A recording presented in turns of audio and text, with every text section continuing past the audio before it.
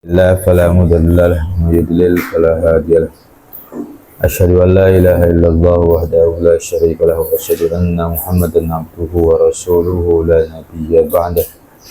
اللهم صل وسلم وبارك على سيدنا وحبيبنا وشفيعنا وكريمنا وذخرنا ومولانا محمد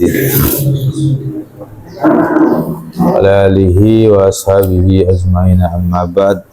Qala al-muallif rahimahullahu ta'ala, ar-rabi'u utawi kang kaping 4 iku ayyaqna'a nyento nerima sapa muta'allim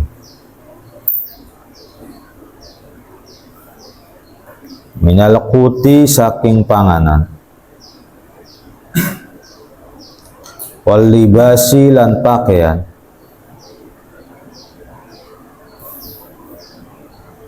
lima kelawan perkara tayassaro kang gampang opo ma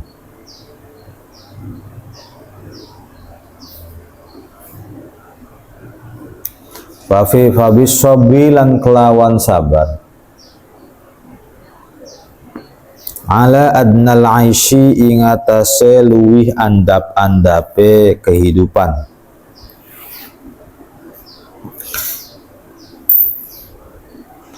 yanalu mongko merkoleh sa'atal ilmi ing jembare ilmu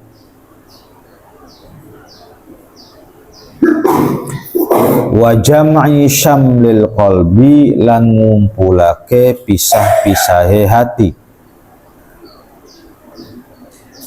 min mutafarriqatil amali saking piro-piro pecahe angan-angan wa yatafajjaru lan memancar fihi ing dalem ilmu hati fihi ing dalem hati opo yana biul hikami piro-piro sumbere hikmah. Kala ngendika sapa imamuna gurune kita Asy-Syafi'i rupane Syafi'i radhiyallahu anhu la yuflihu ora bakal bahagia la yuflihu ora bakal bahagia sapa man wong tolaba kang gulati sapa man al ilmu il ilma ing ilmu bi izzatin nafsi kelawan luhure awak-awakan wa sa'atil ma'isyati lan jembare kehidupan walakin naman lan tetapine lan utawi wong lan tetapine wong iku tolaba mencari sapa man hu ing ilmu bidzillatin nafsi kelawan asore awak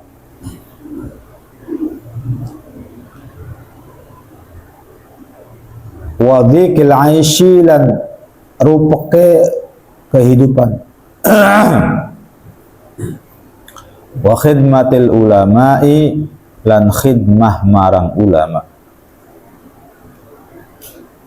aflaha mongko bahagia atau sukses sapa man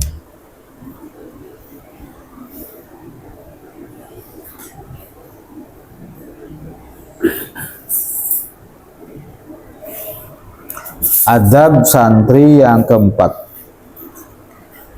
Yang pertama, membersihkan hati. Yang kedua, meluruskan niat. Yang ketiga,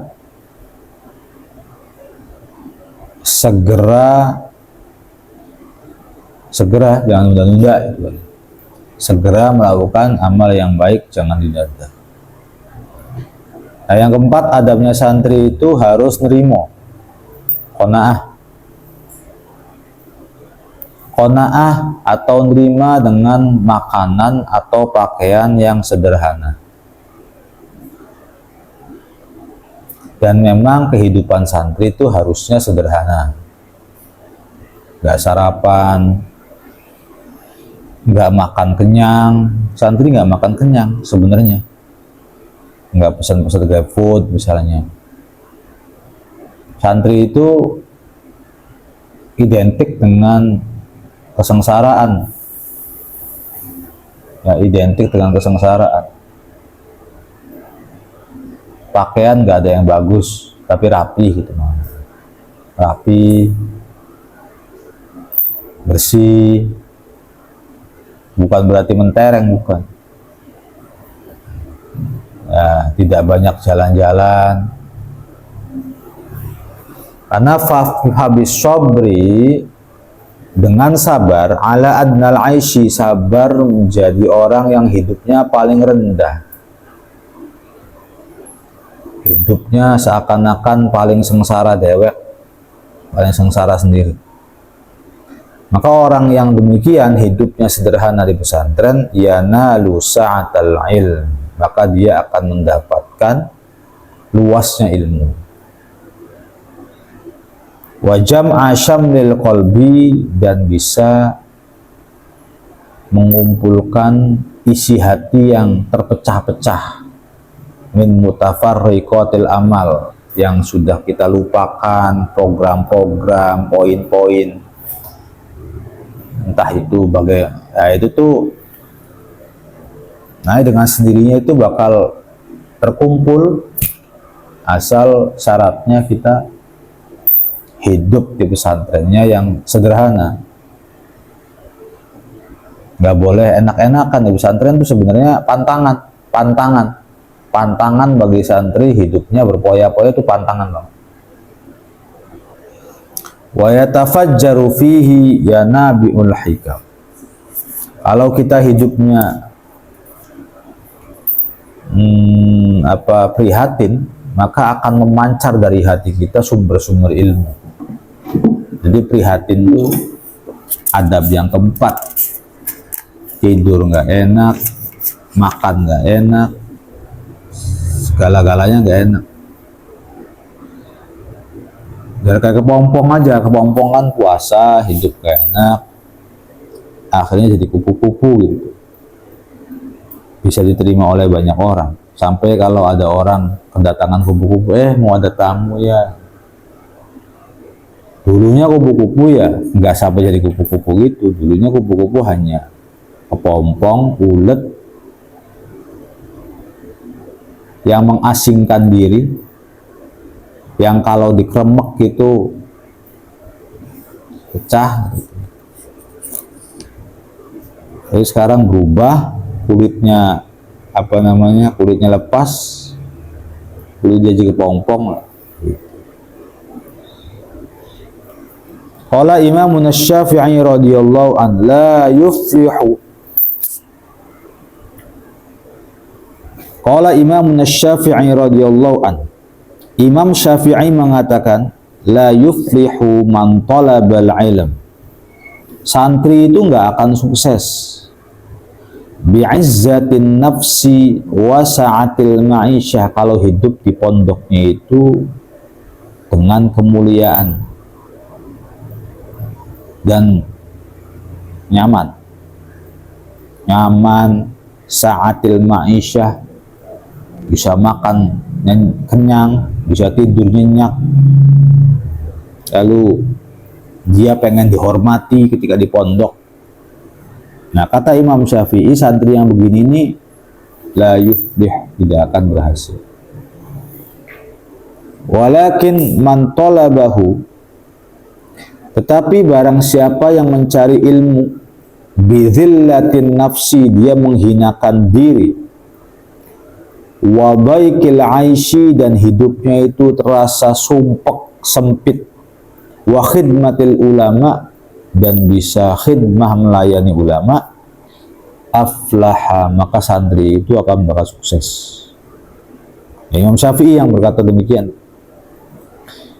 Pastinya Imam Syafi'i itu pakai metode istiqra. Apa istiqra? Penelitian.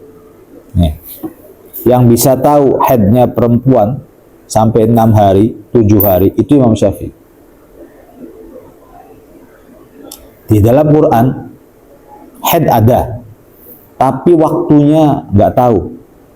Jadi Al-Quran tidak menyebutkan waktu haidnya perempuan itu 6 hari 7 hari. Perempuan di dalam hadis Rasulullah tidak ada haid itu 6 hari 7 hari. Tapi yang bisa menemukan itu adalah Imam Syafi'i radhiyallahu anhu. Dan hampir rata-rata begitu. Perempuan tuh haidnya dalam 1 bulan tuh 6 hari atau 7 hari. Metode ini namanya metode istiqra'iyah. Ilmu titen. Tidak ada Qur'annya, tidak ada hadisnya. Kau bisa tahu 6 hari, sampai ulama-ulama yang lain menulis wa aqallul haidi gitu, wa ghalibuhu sittun aw sab'un. Itu semua berpusat dari Imam Syafi'i radhiyallahu anhu. Gak ada hadisnya, gak ada Qur'annya. Imam Syafi'i yang menyebutkan itu sampai ditiru oleh para ulama.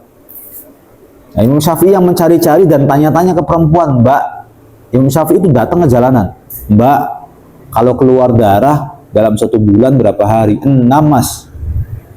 Mbak, 7. Mbak, terus hampir semua orang tuh 6 hari atau 7 hari.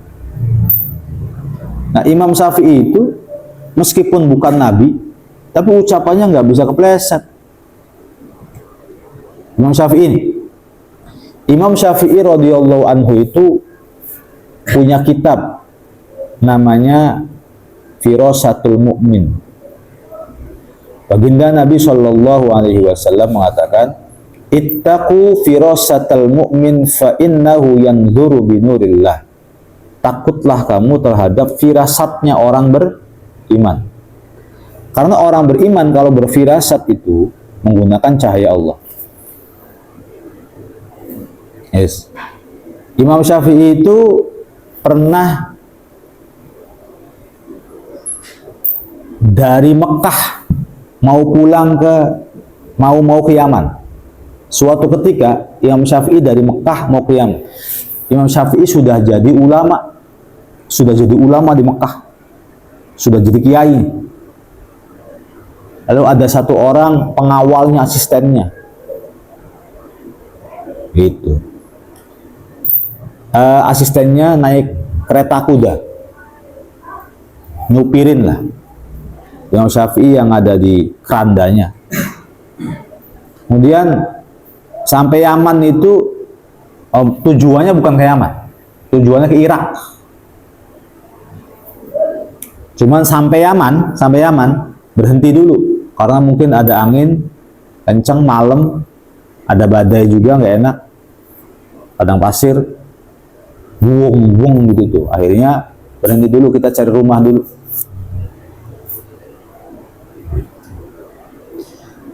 Nah, lalu ketemulah dengan seorang perempuan. Nah, perempuan ini baik banget. Pak, dari mana Pak? Mampir di rumah saya aja Pak. Tidur di rumah saya aja Pak. Makan di rumah saya aja Pak. Ayo Pak, mangga Pak. Masuk, persilakan Pak. Sampai-sampai kudanya itu dimandiin sama tuan rumah. Imam Syafi'i itu dari awal lihat tuh feelingnya Imam Syafi'i, rasanya ini orang nggak baik. Ini orang tuh nggak baik. Tapi secara zahir tuh baik. Ayo mas, mangga di sini aja. Sampai karpet digelarin. Sampai tuan rumah tuh punya kamar khusus buat anaknya. Anaknya diusir hanya untuk pembantunya Imam Syafi'i. Kalau Imam Syafi'i pasti spesial. Saking apanya? Saking baiknya. Tapi kok Imam Syafi'i firasatnya nggak baik. Ini orang tuh nggak baik. Tapi kenapa baik ya? Gitu.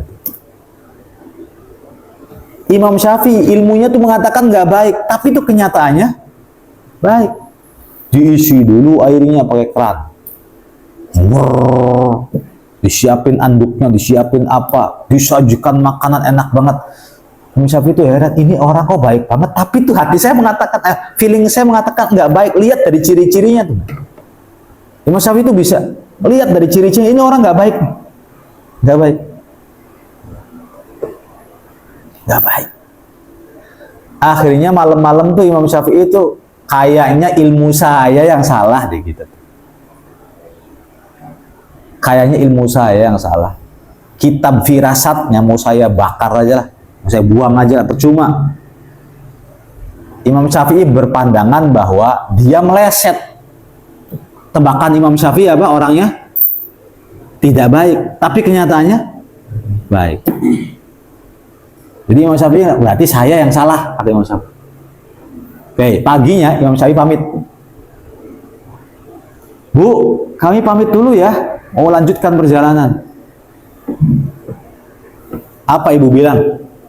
Enak aja pamit, bayar dulu semuanya. Siapa sih kamu? Sifat aslinya nongol. Imam Syafi'i ketawa dalam hati. Berarti bukan ilmu saya yang salah. Emang orangnya aja buruk. Paham nggak? Oke, itu Imam Syafi'i. Di sisi lain Imam Syafi'i punya guru namanya Imam Khalil. Lagi di masjid. Melihat ada orang duduk menghadap ke arah berlawanan kiblat. Berarti kalau sekarang timur lah. Terus gurunya tuh mengatakan, ya Syafi'i, tebak-tebakan yuk. Gitu. Tebak-tebakan apa, guru? Itu orang lagi duduk, kira-kira kerjaannya apa? Orang asing bukan orang lama ya, orang asing. Kata Imam Syafi'i, tukang jahit. Lihat dulu. Tukang jahit. Kata gurunya, bukan, tukang kayu. Kita nyamperin bareng-bareng yuk. Samperin bareng-bareng. Pak, boleh kenalan nggak? Pak, Bapak kerjaannya apa? Kuntul khayyat wal ana tujjar wal ana najjar. Dulu saya tukang jahit dan sekarang saya tukang kayu. Berarti Imam Syafi'inya benar, gurunya juga benar. Dari orang aja udah bisa tebak anak-anak. Dari orangnya aja tuh udah bisa tebak. Kalau Abi rada bisa tebak dari omongan orang. Tapi ya itu juga nggak kadang ada melesetnya. Oh Imam Syafi'i jagonya masuk gitu. Namanya firasat. Ittaqu firasatal mu'min fa innahu yanduru binurillah. Nah, Imam Syafi'i itu mengatakan demikian.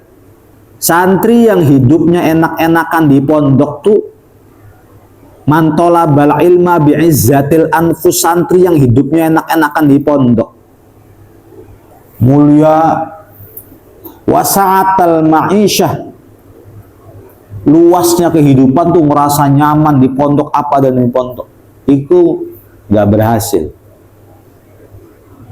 Kalau kamu pengen berhasil di pondok tuh harus sedih, di pondok tuh harus prihatin, di pondok harus sedikit nggak nyaman lah.